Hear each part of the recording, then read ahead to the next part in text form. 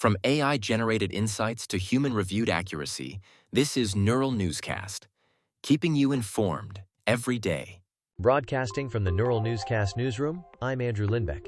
It's September 2nd, 2025. On this day in 1885, a mob of white coal miners in Rock Springs, Wyoming territory attacked their Chinese co-workers employed by the Union Pacific Coal Company over a dispute about who could work a lucrative part of the mine. Longtime New York Representative Jerry Nadler announces he will retire, opening a notable Manhattan seat. Representative Jerry Nadler announces he will retire in 2026, saying it's time to pass the torch. The 77-year-old Democrat from New York chairs the House Judiciary Committee in past Congresses and serves in Congress since 1992. His exit opens a high-profile Manhattan seat, likely to draw a crowded primary. Nadler's legacy includes leading the first impeachment inquiry into President Donald Trump in 2019, a role praised by many Democrats but criticized by Republicans. Debates over impeachment and executive accountability remain part of ongoing discussions. As many as 1,000 people die after a landslide levels a village in western Sudan. Local officials say the slide hits a remote area where families already flee fighting and hunger. Survivors describe homes buried in minutes and roads cut off by debris. Aid groups warn access is limited and heavy equipment is scarce. The disaster strikes as Sudan's civil conflict pushes millions from their homes and deepens famine risks. Emergency teams rush to recover bodies and search for survivors. Authorities urge safer ground and temporary shelters as rain continues. Venezuelan President Nicolás Maduro warns that any U.S. attack would leave blood on former President Trump's hands. Venezuelan President Nicolás Maduro warns that any U.S. attack will trigger an armed fight and stain Donald Trump's hands with blood. The warning comes as U.S. warships and troops assemble in the Caribbean, escalating tensions near Venezuela's coast. Maduro calls for peace and urges dialogue to avoid conflict. His government frames the buildup as a prelude to intervention, while Washington signals pressure on Caracas. The standoff raises risks for regional stability, oil markets, and migration. It tests Venezuela's military readiness and the limits of U.S. deterrence in the hemisphere. Russia and China approve the vast Power of Siberia 2 pipeline, aiming to boost gas flows to China. Russia and China approve the massive Power of Siberia 2 gas pipeline, Gazprom says. The project would send up to 50 billion cubic meters of Russian gas each year to China via Mongolia. It builds on the existing Power of Siberia line, which began deliveries in 2019. The announcement comes as President Vladimir Putin visits China and touts unprecedentedly high ties. The deal helps Russia redirect gas exports after Europe cut purchases post-2022. It deepens China's long-term energy security with pipeline supplies alongside liquefied natural gas. Delivery timelines are not disclosed. Yemen's Houthi movement says it strikes a commercial ship in the northern Red Sea. The group claims the attack targets a vessel it links to Israel's trade. No casualties are confirmed, but maritime agencies report crews take evasive action. The strike comes amid months of Houthi launches at ships near the Bab el-Mandeb.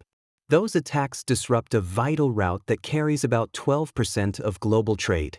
The U.S. Navy and allied patrols increase escorts and interceptions. A Houthi spokesman says the operation will continue until aggression stops.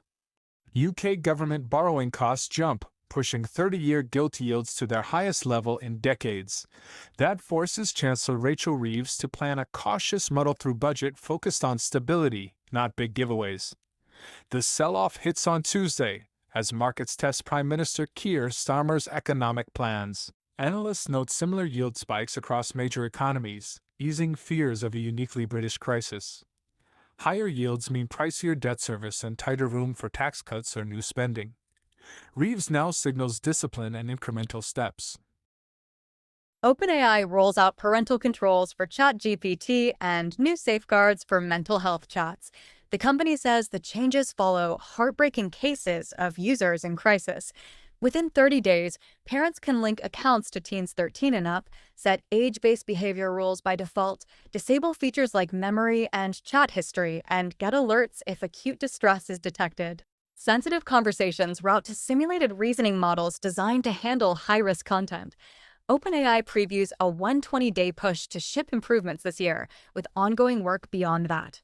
The goal: make AI help, not harm. OpenAI and Meta say they are updating chatbots to better support teens in crisis, with safety fixes and resource referrals. OpenAI and Meta moved to fix their AI chatbots so they better support teens in distress. The companies add safety updates that detect crisis language and steer users to helplines. Systems now de-escalate, avoid harmful advice, and offer vetted resources within a few prompts. The changes roll out in coming weeks for users under 18. Advocates say the goal is simple: keep kids safe when they ask for help.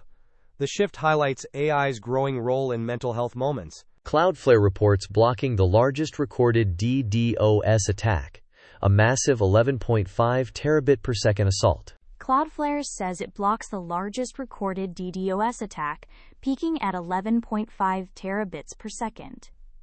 That flood of junk traffic could have knocked major sites offline in seconds.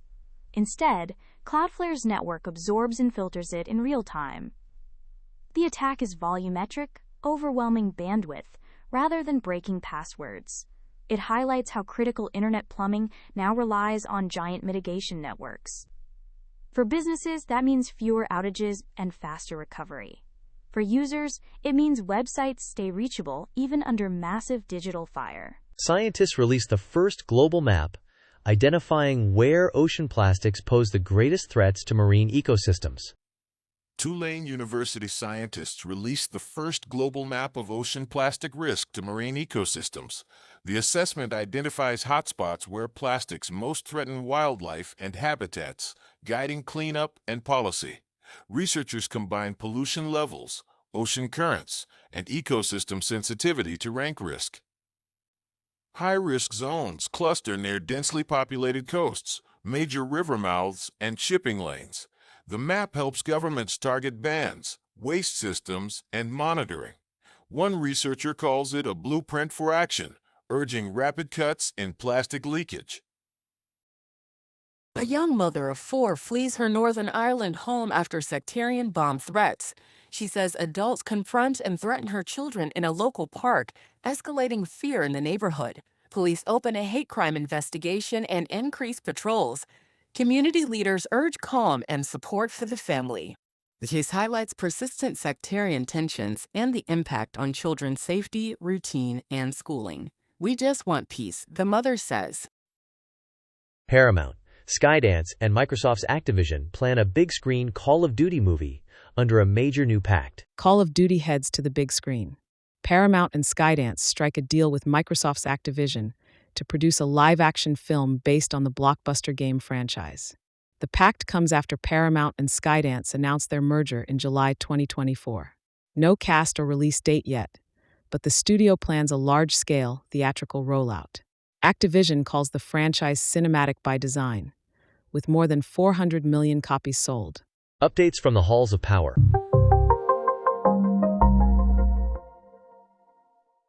Brazil's electoral court moves into the verdict phase in a high-stakes trial of former President Jair Bolsonaro. I'm joined by Cassandra Joyce. Brazil's electoral court enters the verdict phase in former President Jair Bolsonaro's trial over an alleged coup plot.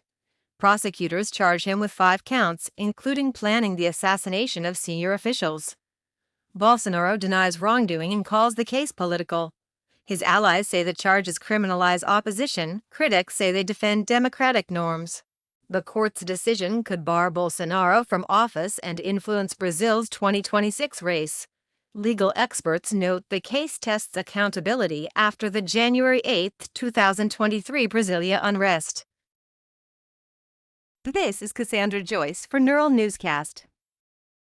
Monica Kellen has more on this. A judge rules the Trump administration broke federal law by deploying National Guard troops to Los Angeles. This is Cassandra Joyce for Neural Newscast. Daniel Grove joins us with the latest. A California judge rules the Trump administration violated federal law by sending National Guard troops to Los Angeles during an immigration crackdown. The ruling challenges how President Donald Trump uses federal power in local enforcement. The administration argues the Guard supports public safety and immigration control. Critics call it federal overreach. Legal experts say the case tests limits on domestic troop deployments set by laws like the Posse Comitatus Act. Appeals are likely, and the broader debate over immigration enforcement and state authority continues. This is Cassandra Joyce for Neural Newscast. Now, let's share the latest from abroad. A catastrophic landslide in western Sudan may have killed as many as 1,000 people, officials warn. Here's Ethan Wells with more. This is Ethan Wells for Neural Newscast. Sarah Wheaton reports on this story. This is Ethan Wells for Neural Newscast. Here's Monica Kellen with more. Yemen's Houthi movement says it attacked a commercial ship in the northern Red Sea, raising maritime security concerns. This is Monica Kellen for Neural Newscast. Now Daniel Grove joins us. This is Daniel Grove for Neural Newscast. Turning to the economy now. UK borrowing costs surge, pushing Chancellor Rachel Reeves toward a cautious, stability-focused budget plan. Ethan Wells has more on this. This is Daniel Grove for Neural Newscast. You're listening to Neural Newscast. Fresh insights every day. Catch up on past episodes anytime at nnewscast.com. Now, let's cover technology headlines. OpenAI announces new parental controls for ChatGPT. Time to address teen safety concerns after tragic cases. Kara Swift is here with more details. This is Daniel Grove for Neural Newscast. Here's Benjamin Carter with more. This is Benjamin Carter for Neural Newscast. Amelia Richardson joins us with the latest. This is Benjamin Carter for Neural Newscast. Here's today's health news. A new study links reduced prostate cancer screening to a rise in advanced diagnoses, urging conversations about PSA tests. I'm joined by Laura Navarro. More men are now diagnosed with advanced prostate cancer after screening guidelines changed a decade ago. A new study links reduced PSA testing to later stage detection when treatment is harder and outcomes worsen. Prostate cancer is the most common cancer in men. Early screening can find it before it spreads. Men ages 55 to 69 should talk with their doctors about PSA testing and risks. Black men and those with a family history face higher risk and may benefit from earlier conversations. This is Laura Navarro for Neural Newscast. Environmental challenges and solutions ahead. Samuel Green is here with more details. Australian musicians are rethinking touring practices to cut carbon and stage greener shows on multi-stop tours. This is Laura Navarro for Neural Newscast. Stephen Summers has more on this. A typical 2-week, 15-stop tour in Australia emits about 28 tons of carbon, roughly a household's yearly output. Musicians respond with practical changes.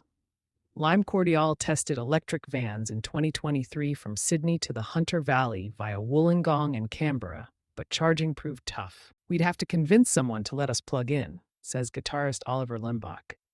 Bands ditch confetti and invest in bigger moves, including building solar projects. This is Laura Navarro for Neural Newscast. Global stories shaping our world. A young family in Northern Ireland flees their home after sectarian bomb threats and intimidation against their children. Laura Navarro joins us with the latest. This is Laura Navarro for Neural Newscast. For an entertainment update, here's what's new. Lydia Holmes has more on this. Oscar-nominated actor Graham Greene has died at 73, remembered for landmark roles and Indigenous representation. This is Laura Navarro for Neural Newscast.